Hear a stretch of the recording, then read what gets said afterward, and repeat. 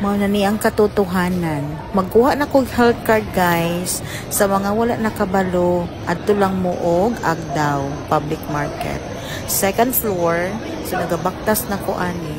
Nya kisa may nakarelate ana no? Nakanaganing magsanina tag pambalay kay ngano base ba sa atong appearance no? Ang atong bayron nun sa Sidulag UR. O kabalo kag pilagi pabayad sa ko 150. Unsay nakabutang dito sa position og kuan. Unsa to occupation housewife. Diba housewife ya 150. Supposed to be dili 150 kay walay trabaho. O kung i-declare po nimo na kay trabaho. Akong kauban gipangayog 350 kay nay trabaho. Lain pod no. Diba? So kailangan man gyud na siya kay dili man naman yun na mandatory man yun na sa every company na every tuig na mahatag magkuhaan dyan, magkuha dyan health card no. So mo to siya nakakuha na kong health card. So anin ako dito sa magsaysay mura kong bata mura karon pag anay kaani sige tudlo ako mga kauban daghan po na sila sa mga palibot diba. So na ako'y video photographer.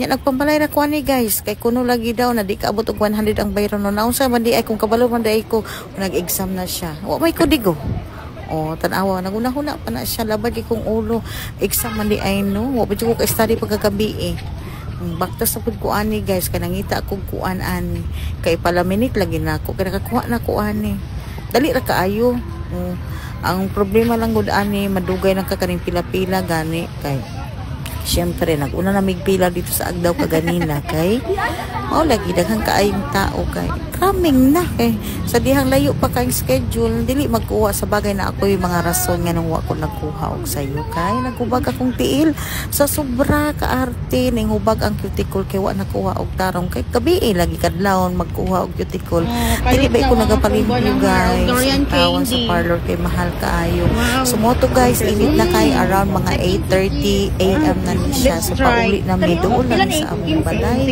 diri sa magsaysay part diri sa gawas diba daghang kay mga durian mahal pa kay lang durian kay wala pa man di ay kaayo nya mga hilaw pa di ay siya na mga skin diri guys sa tagin sila lahang flavor na durian na avocado na mango diba naguban po tapat-tapat po nila kay murag na dragon fruit kay na may pink dito colorful nya kani man ako napili no gitilawan sa namo isa-isa kauban ako ang balahar nako uy kalami man ay uy yang isa kay giubog sipon walay ubog sipon uy lami gud ni kaayo alangan kana pay dilian nakaduha pa jud mi ani nya kung giistorya in taon ang tagiya ani sa kuan o tagiya ba ni siya o nagbantay bigla siya sa store o si pangalan sa store kay kung umuanhi mi diri ang nga umig iskindi balik sa pati ano ang jud na paganahan ko sa kanang kuan ganit tendera niya kanang very accommodating mo balik jud ko masipag gimi kay nindot ng store sana all di ba lami kaay ko kisa man to hilig kaay durian din ha anhin na magsaysay kay inig magsugod ang kadayawan ay ambot taas kayo ang pila dili gid mo makaanhi diri guys kamo pila mo alas 3 sa kahapon maabot na mo dito sa sulod gabi nakataas kayo ang pila kay masibayaog ka na ng mga important na mga occasion dili sa Davao City kay kani bayad jud ang magsaysay uyang guring San Pedro umod lang dayon sa mga tao kay diha man gud ang ilahang kuan ang mga main event diha na mga places 50 pesos diba? So pamilya man siguro mo sige ani Davao no